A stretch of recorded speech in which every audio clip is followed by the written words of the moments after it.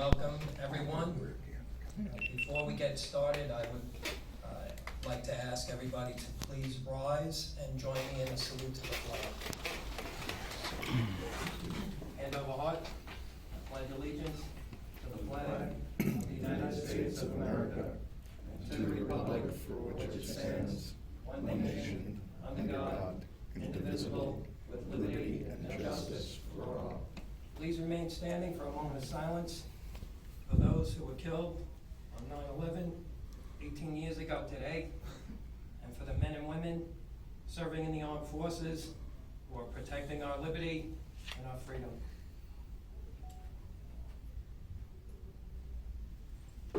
Please be seated.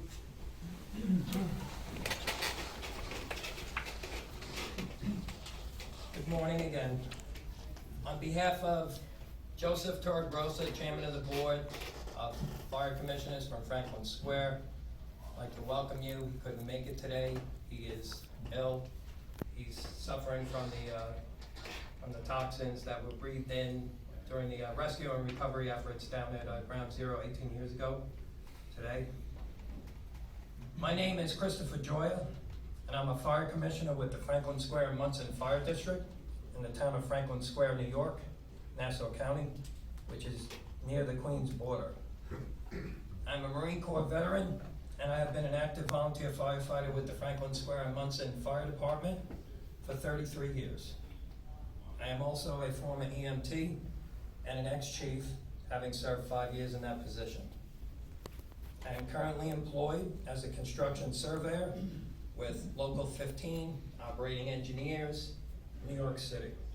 And I have worked in the heavy construction industry for the past 30 years, specializing in reinforced concrete, major foundation work, and structural steel.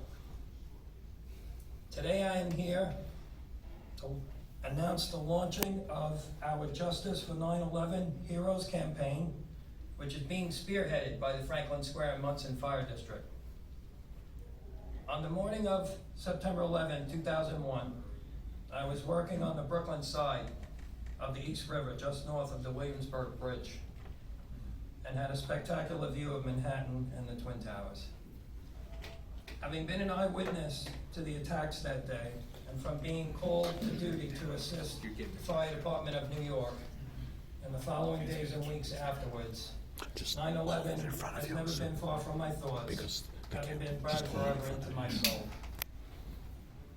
The 9/11 Commission concluded that Osama bin Laden and a group of Islamic extremists were responsible and carried out the attacks, and that was to be the end of it.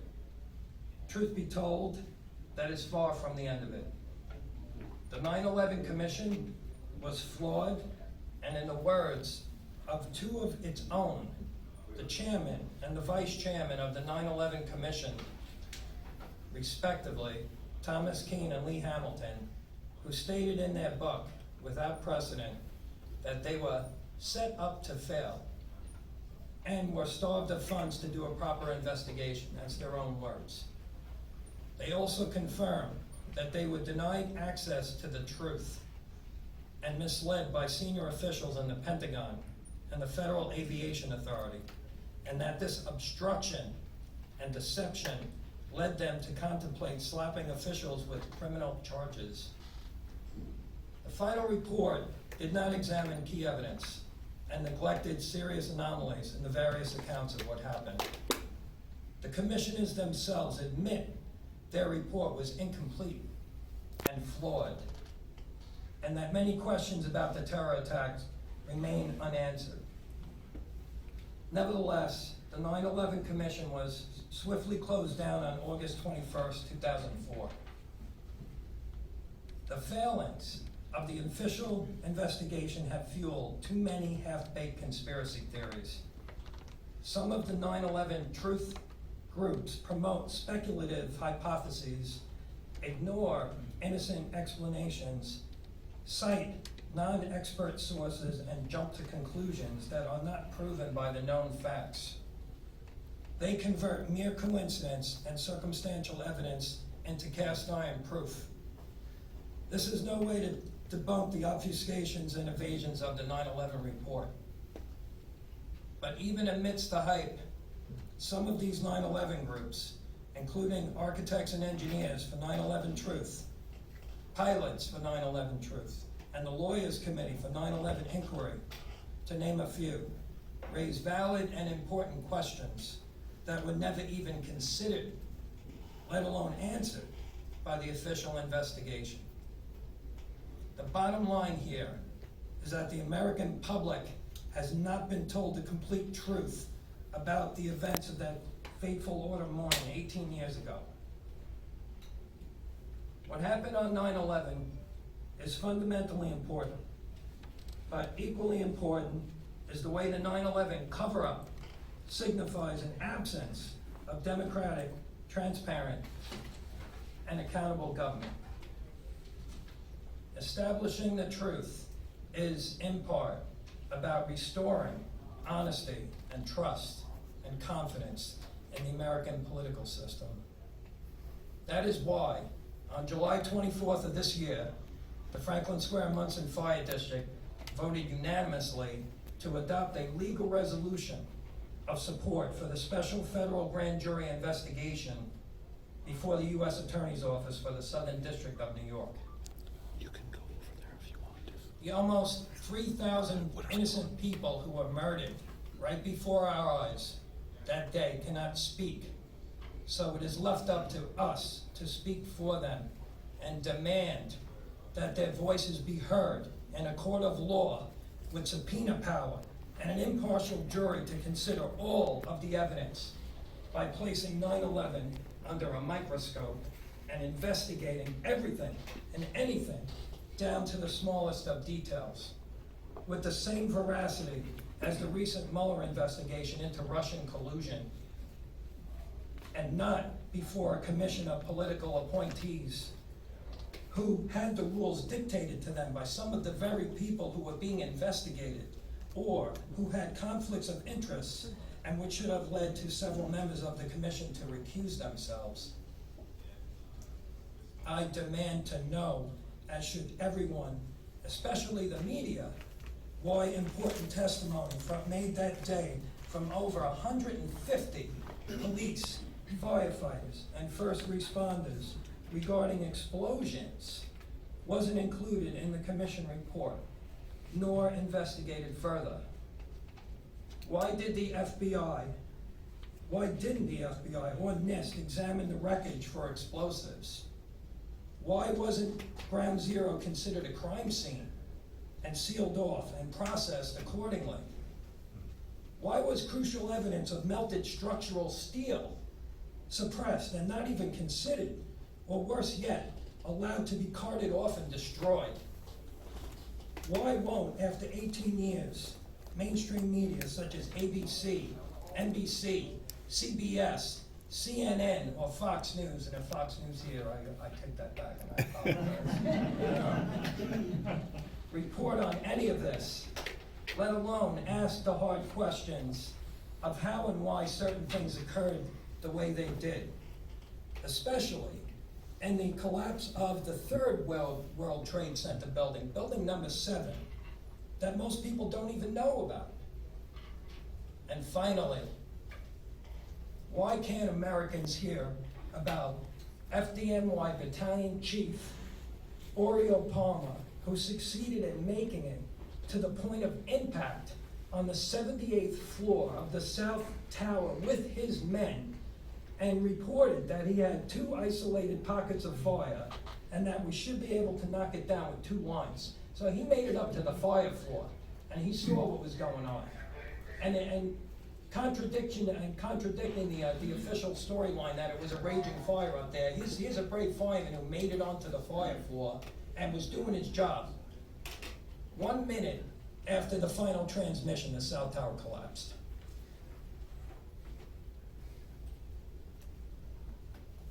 Why can't Americans hear about that it took a lawsuit under the Freedom of Information Act by the New York Times to get the fire department tapes released so that the public could hear exactly what the firefighters said? This occurring in August of 2005, almost exactly a year after 9/11 Commission had disbanded. That is not justice. being in Washington today, I'll put a perspective on, in terms of the cost of the 9/11 investigation and money spent on other government investigations. The Mueller investigation cost about $25 million. The Whitewater investigation cost about $60 to $70 million. The Space Shuttle Challenger disaster cost about $175 million and 7 astronauts killed. The Space Shuttle Columbia disaster cost about $400 million and 7 astronauts killed. 9/11 Commission was initially given $3 million and a deadline of 18 months to complete, with a final cost of about $15 million, and the Commission's conclusion was that it was a failure of imagination that led to 9/11 happening. Imagine that.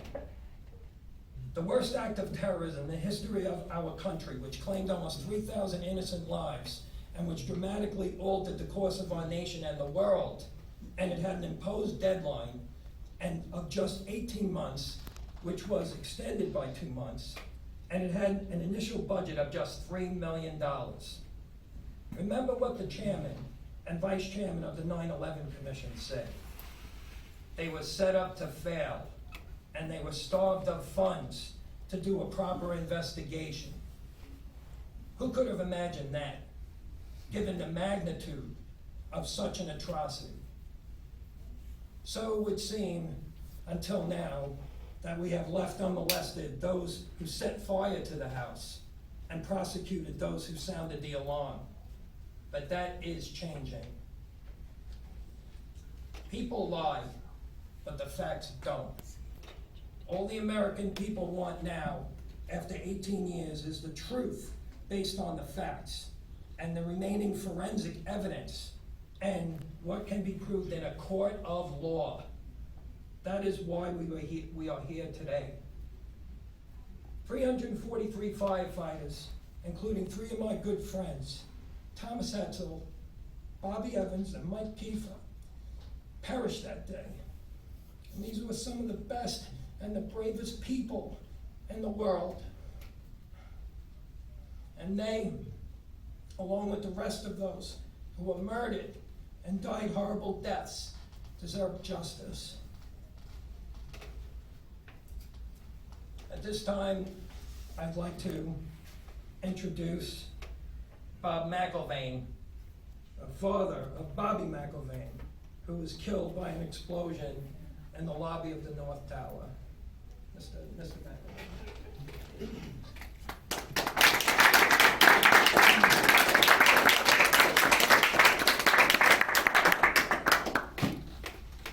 If I get emotional, just ignore me.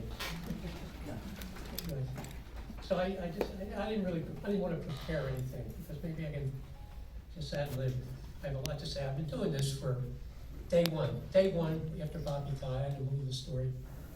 I just never did. So I've been on this search. I feel I had closure in my inner self because I know what happened, and obviously I don't have the time to go into who did it. My main concern in life now is, why was it done? And I always say, you really, truly have to understand history to understand what happened on 9/11. And you have to follow history. I've gone back to, I've spent more time in World War I than anything. Why in the world did we have such a disaster? World War II, 50s to 60s, Iran-Contra. Iran-Contra is a big thing. To me, I linked that with 9/11, but I really won't get into that. So, I've been doing it forever. On 9/11, Bobby, convinced, I know for sure that he died before the towers were hit. So I say 9:40, I don't know what that was, 9:46. Just because we took him home 2 days after 9/11, and we buried him the following week. He was found immediately. We took him, he was in the morgue before the buildings came down. But so I've spent all this time, what happened to him? Again, I didn't believe the story. So we're talking about demolitions.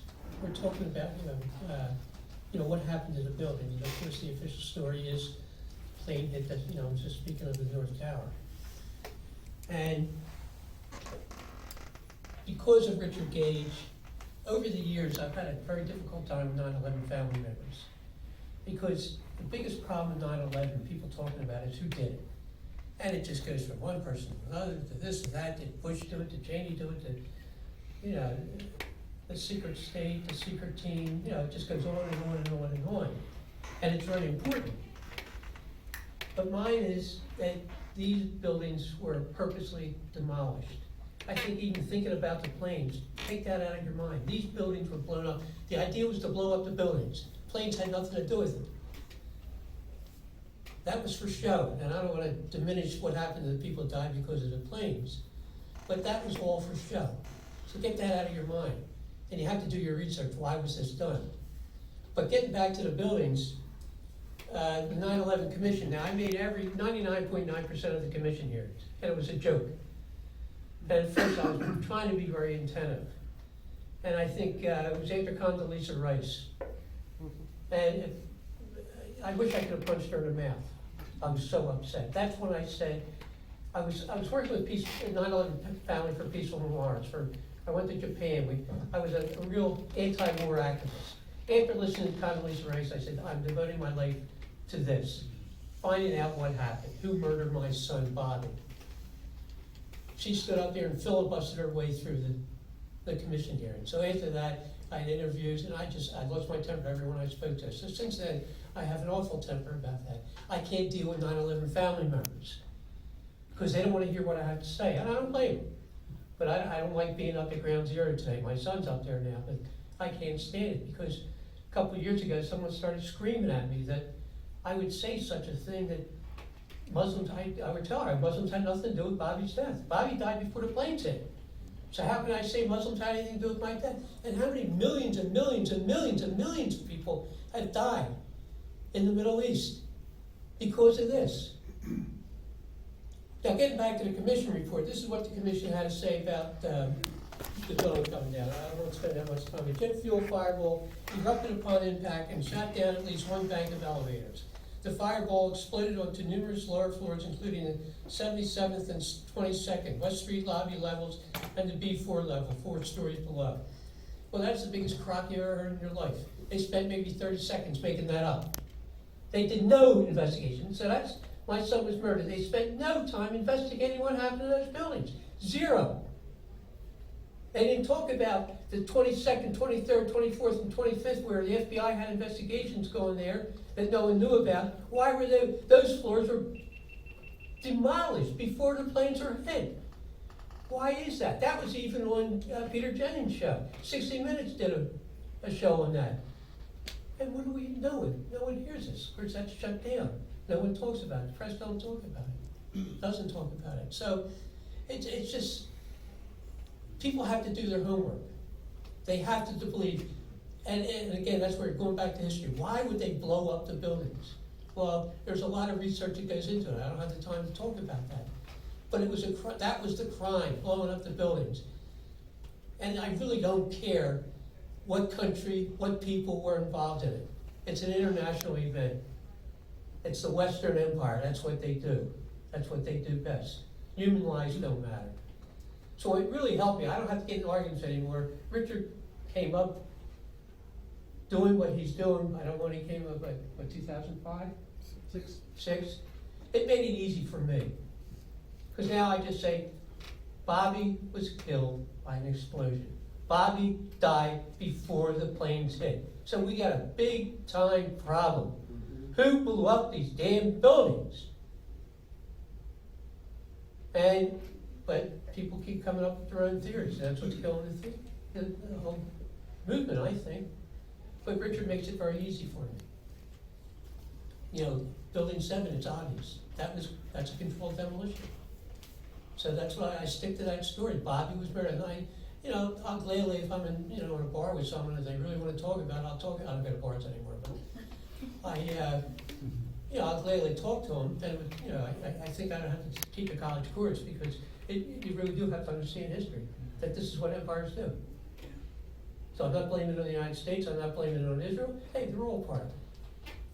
And you can figure out why, and to me, it was a financial crime, but we can get to, there were so many other reasons, oil, so forth and so on. But I'm happy with it, I feel good about it. And again, architects and engineers have made it so easy for me, because I don't have to go into all this realm. Bobby was murdered, and the most important thing for me to say, Muslims had nothing, zero to do with Bobby's murder, period.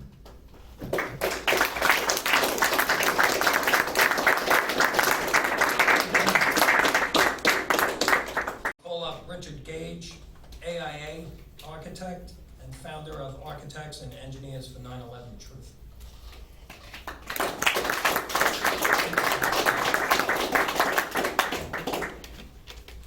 I represent 3,000 architects and engineers across the country and around the world who are demanding a new investigation.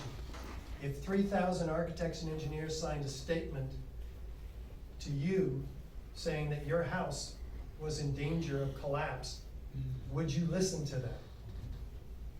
That's 25,000 years of technical credibility. Why did they sign the petition calling for a new investigation? Over the last 12 years, we've been assembling the evidence that's been provided from official sources, like the U.S. Geological Survey, who documents molten iron microspheres in all the World Trade Center dust. Where do they come from? How did they get to be molten? Extreme temperatures exceeding 2,800 degrees is what's required for that phenomena, and the pools of molten iron, including pouring out of the South Tower minutes prior to its collapse. Why does a team of scientists find nanothermite chips, red-gray chips in all the World Trade Center dust?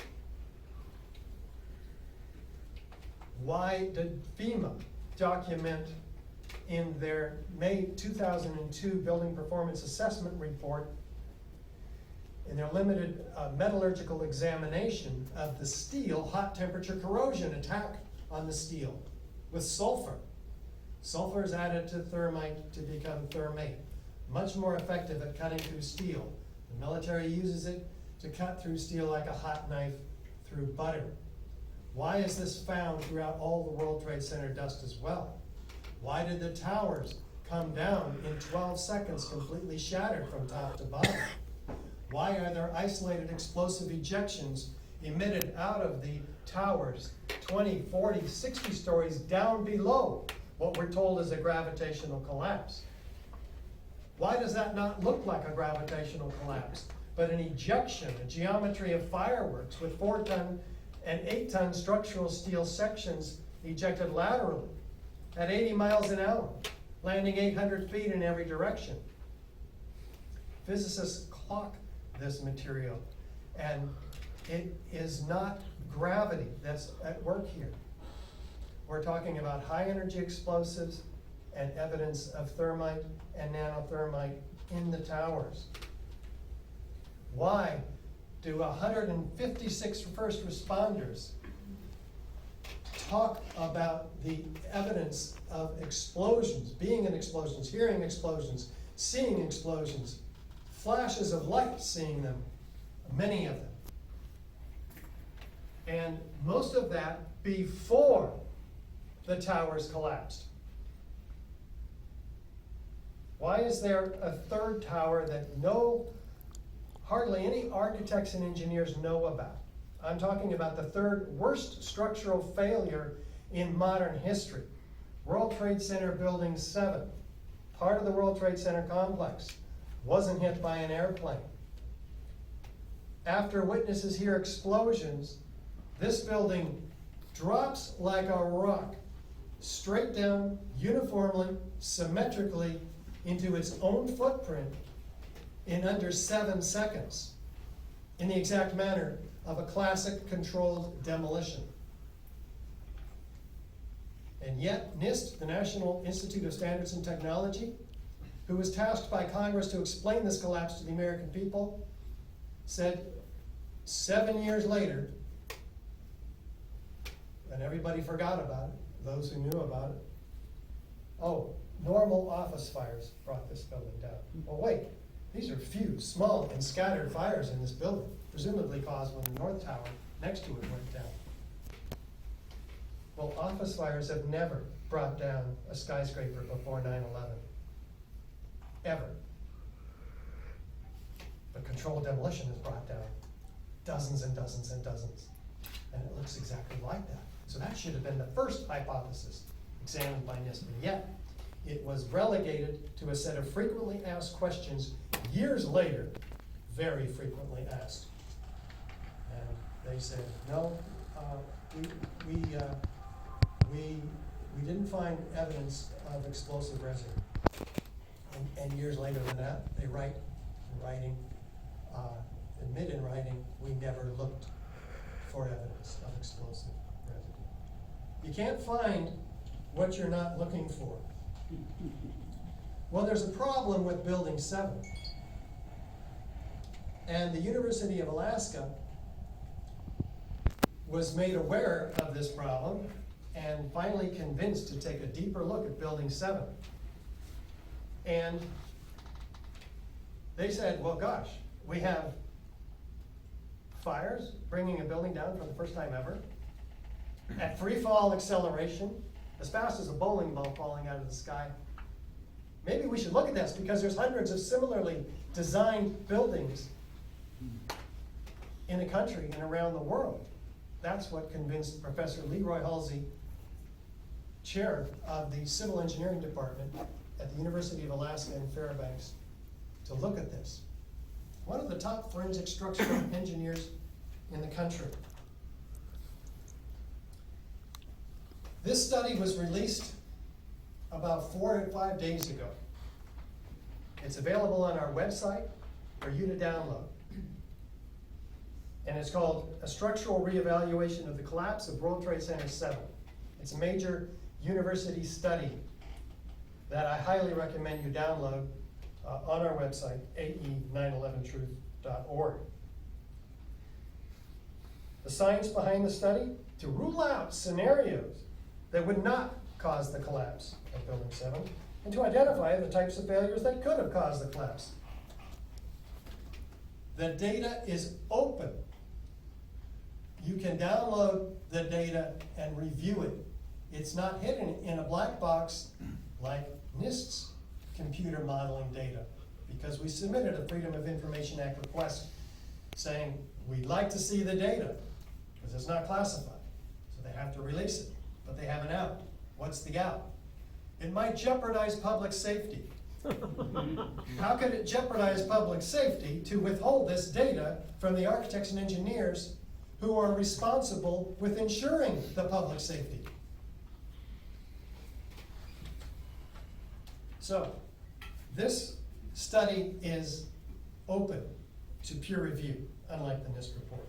So they simulated the local structural responses to fire loading on floor 13, because that's where NIST focused its initiation of collapse theory for Building 7.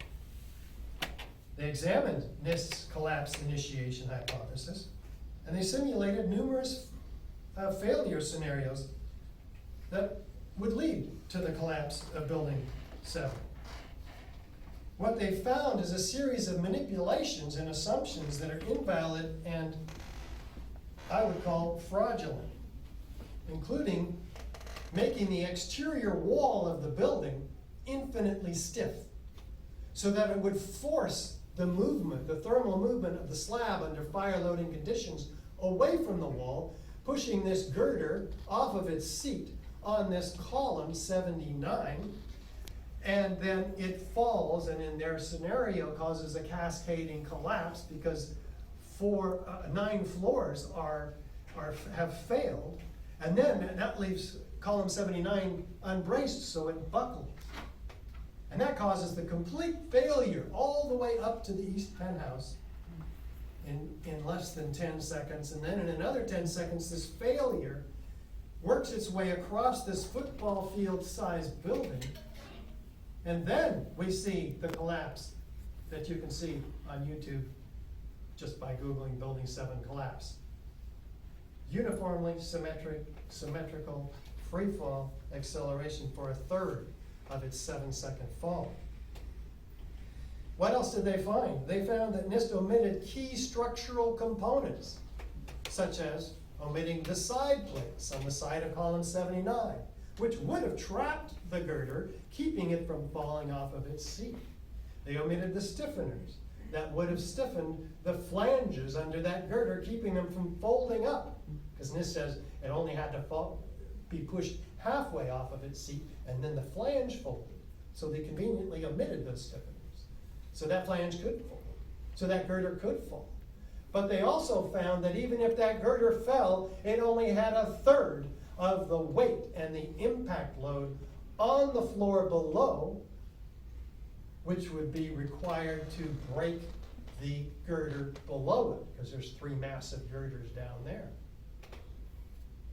They omitted the shear studs on the top of this girder, which would kept it from ever moving off of its seat.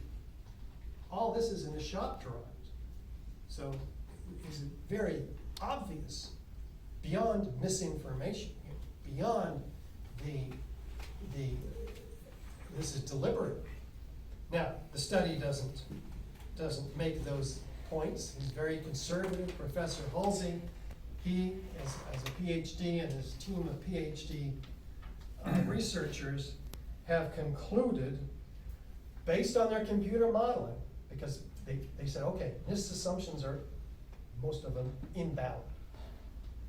Wow. Well, let's use them anyway and see what happens in our computer model, which, by the way, is generations ahead of what NIST used in their computer model 15 years ago.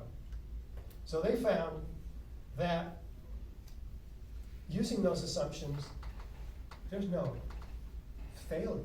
There's no local failure, even using the missing components and exterior wall infinitely stiff. They found that they had to take out 8 columns in that area in order for the building to fail. And then it tips. It doesn't come down uniformly. What do they have to do? Now we're at year 3.5 of this $300,000 study to get this building to collapse the way the video shows it.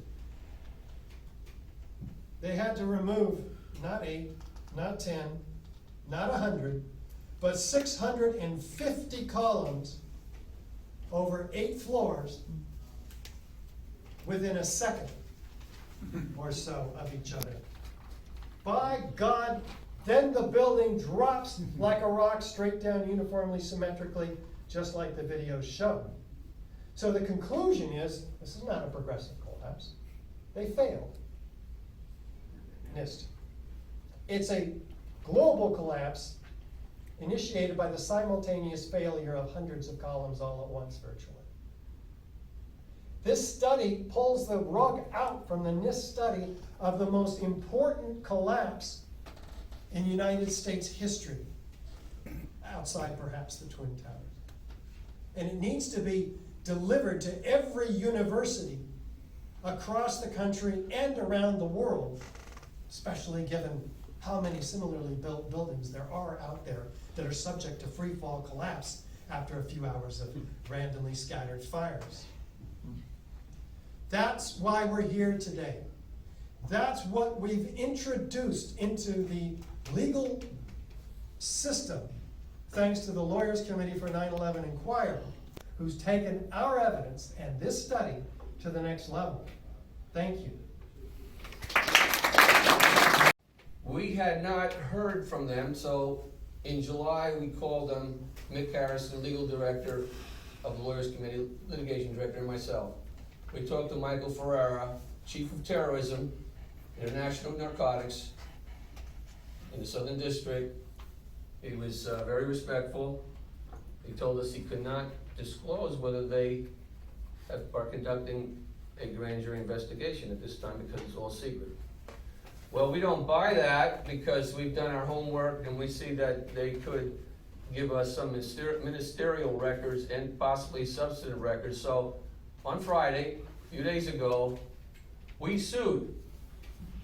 The Lawyers Committee has sued the U.S. Attorney, William Barr, and the U.S. Attorney in the Southern District, Jeffrey Berman.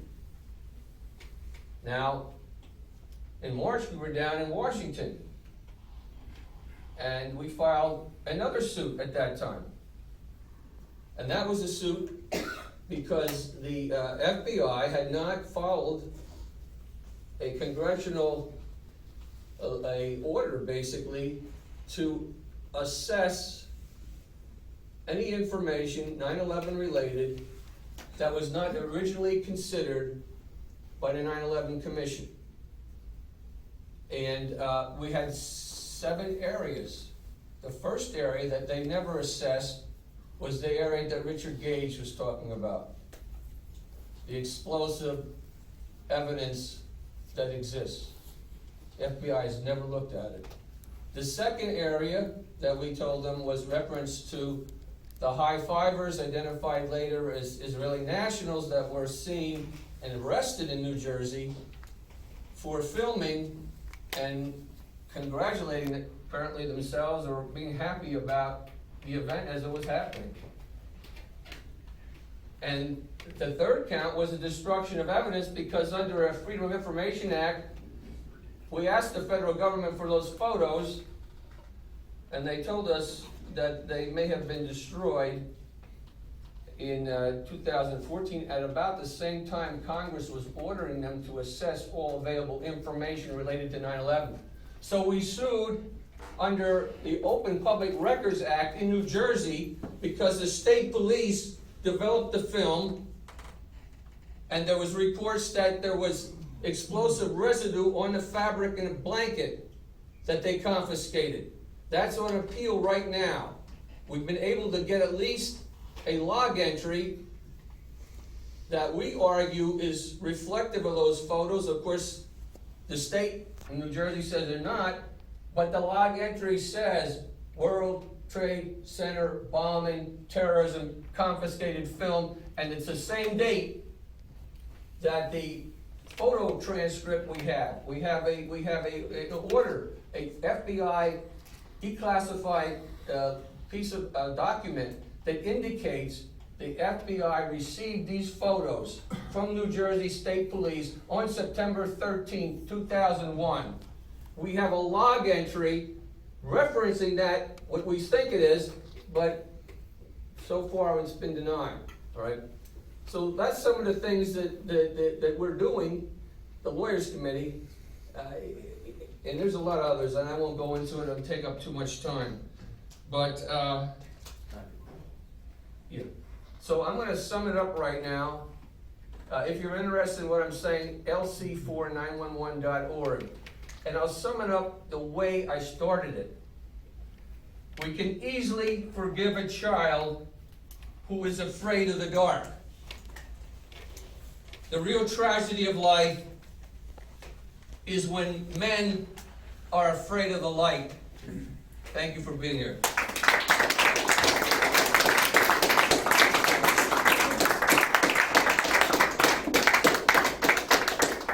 A few moments left. We'll entertain any questions from the audience and or the press. Yes, sir. Yeah, I need to ask this question because I was certainly infuriated when I heard in the lead up to the culmination of the Mueller investigation, there were people, especially congressmen and women, who likened the 9/11, the Russiagate to the 9/11 attacks. They said we were attacked like we were on 9/11. Did you have a reaction or a gut feeling when you heard that? Comparison to the one to the other? Yeah, how could they possibly At this point, get away with comparing something where nobody died at all, or was injured, to the worst calamity to affect the citizens in this country? One happened, the other didn't. yes, Mr. McElvain would like to answer that question. Please. Yeah, I personally think it's the biggest crock you've ever seen in your entire life. Mueller, to me, is at the top of my list for perpetrators of 9/11. His job, his only job forever has been to cover up everything. He works for what you call the deep state. So his job is to bring down trouble. I'm not a Trump fan by any stretch of the imagination. But he was, you know, same thing with Barr, both of them. Iran-Contra is a big thing. You know, that's when the enterprise realized they can do anything they want. Well, Barr and Mueller were so big a part of that to cover it up. And then when did Mueller start his job? 9/11, or after 9/11, 2 days after 9/11. That's his job to cover that up. As I was telling my wife coming in here, I was in the FBI building once when I was with the Jersey girls. And this is one of the things, my breaking points, I lost my temper listening to that jerk. And he is a jerk. So the 9/11 or the Russiagate thing is just to me a ruse. And Mueller is, you know, he's not trying, you know, he just does what he's told. I mean, it's not a feeling, I mean, just from the way I dealt with him. My thanks. So we have 1 minute left. Is there any questions from any of the press that's here before we continue with any questions from the other folks? All right. Anybody? Any other questions? Anything? Yes, sir. I was just up in New York at the Trade Center site, and I asked NYPD present on the area of the, where the event happened, and also Port Authority Police, if it would be okay to distribute literature as from Architects and Engineers for 9/11 Truth. And I was told, no, the distribution of literature like that would be prohibited, I'd be cited, taken to court, arrested. Can you please speak with the director of the Port Authority, and so that people who are trying to advocate transparency about this could at least distribute literature to all those who are visiting the Trade Center site? I most certainly agree with you. I think that, you know, we're covered under our constitutional rights, that we have the right to do that, and that for somebody to say that, you know, I would just say, hey, show them the copy of the Constitution, I can hand out whatever I want. You know? They asserted that the Port Authority is a private owner of that space. And although they own it privately, they allow public access, but with limitations, as if the First Amendment doesn't apply. So thank you for your efforts, sir. Thank you, sir. Yes, Hey, sir. Commissioner and Richard, why do you think right now there's a height of a presidential push going for the next presidential election? Why don't you think the presidential candidates ever get asked, or they, on their own, ever talk about 9/11? I think that a couple of the candidates have been asked. I believe that question has been brought up. I'm not fully familiar with what exactly they were asked, but to the best of my knowledge, I think they were, a couple of them, and they did respond in a positive fashion. Richard? Yes. Thank you. We have a program to survey candidates. And if you tune into our website, ae911truth.org, you'll find out how you can assist in that program. And also, by the way, you can help us to distribute our petition, our evidence, the Alaska study that we've just been talking about, to members of Congress today. We're going to meet at the reflecting pool, which is on which side of the Capitol? West side of the Capitol, at the reflecting pool at 12:15. Correct? Yeah, so those of you who are here or can come from elsewhere to help us, meet us there, 12:15, reflecting pool, west side of the Capitol. Thank you. Sir? Mike Berger, 911truth.org. I have a question for the Lawyers Committee. Have you thought of including, or have you looked at the disappearance of the black boxes from flights 11 and 175? Right, what we want to do, and it's interesting. Can you repeat the question? Yeah, have we looked into the disappearance of the black boxes from 175 and what was Flight it? 11, Flight 11. two that hit the towers. Right. What we're looking into all the different areas. We haven't in particularly done a lot of research in that area, all right, as far as the black boxes. My understanding is they really were recovered and there was denials. That's my personal understanding. But the Lawyers Committee is interested in starting grand jury petitions, not only in New York City, which we're talking about, but in Pennsylvania, Shanksville, down here in Washington, and a giant a grand jury which would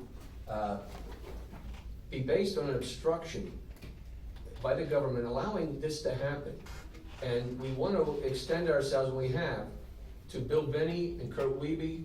These are former whistleblowers from the NSA, and for all the whistleblowers who could be involved in this as exhibits with statements as to what they were doing and why they were persecuted, and then tie it all together. So it's a really good question. As we go forward, we need to generate funds so we can get more investigations going. But that's certainly a key one, not only in New York City, but in all the areas as far as the analysis of a black box, black boxes. Did they disappear? And if they were found, are they accurate or have they been documented? Okay, thank you. Any other questions? Yes, sir. Last question. A few years ago, Kevin Ryan documented that, to his knowledge, and that investigating the literature, that there was no case of fire code anywhere in the world that was adjusted based upon this case.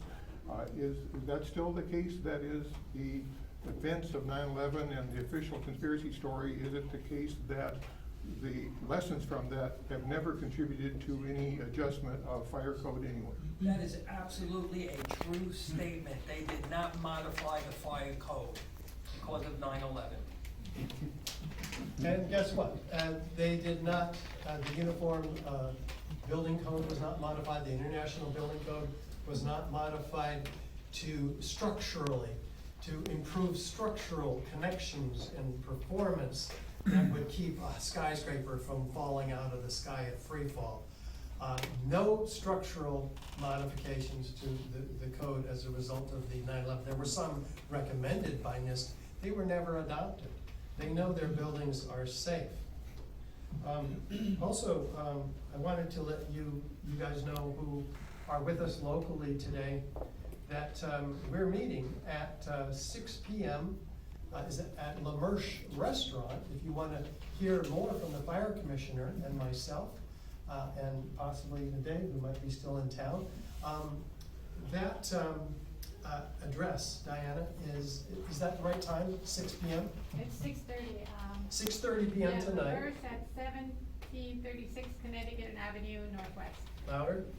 1736 Connecticut Avenue Northwest. And 1736 Connecticut Avenue Northwest. DuPont Circle. DuPont Circle Yeah. area, Metro, At 6:30. at 6:30. Yeah. Awesome. And join us there, and thanks everybody so much. Thank you.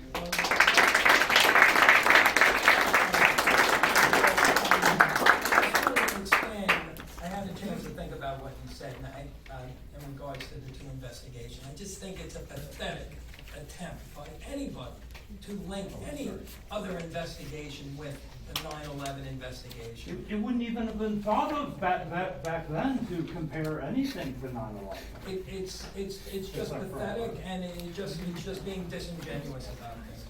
Thank you very much for coming today.